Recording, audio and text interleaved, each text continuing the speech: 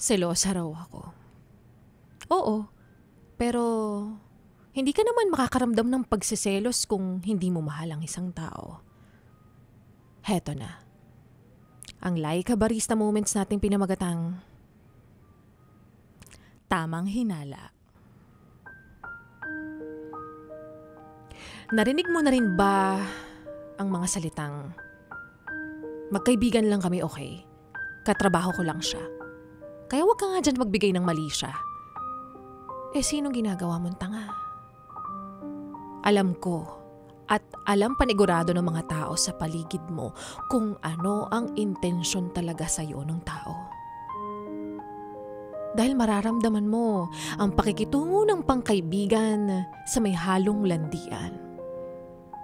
Alam mo, hindi basta-basta magsiselos ang isang tao ng walang dahilan.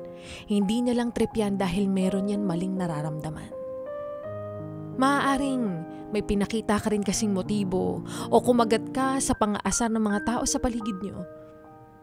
At kung kinumpronta ka o tinanong ka na tungkol sa inyong dalawa, huwag ka na magdahilan pa. Pakinggan mo siya. Hindi yung agad-agad defensive ka at sasabihin mo pang tamang hinala ka. Hindi niya ginusto na makaramdam ng kaba. Hindi niya ginugusto na makaramdam ng inis sa tuwing nakikitang magkasama kayong dalawa.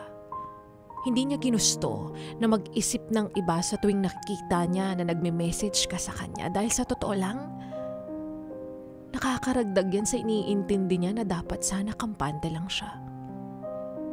Wala. Ipinaramdam mo na. Kaya ngayon, napaparanoid siya. Magpaliwanag ka kung wala talaga. Hindi lang basta paliwanag.